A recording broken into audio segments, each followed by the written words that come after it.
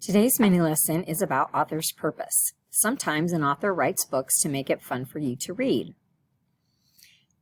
Here we have Don't Let the Pigeon Drive the Bus. Why was that book fun to read? The pigeon wants to drive the bus, and the character pigeon is funny.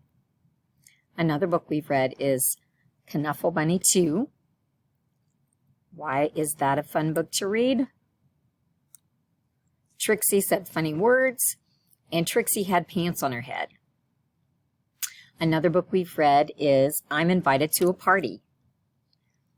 Why is that book fun to read? Gerald is funny.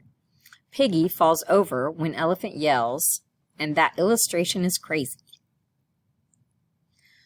So when you are reading today during independent reading time, think about why the author wrote your book.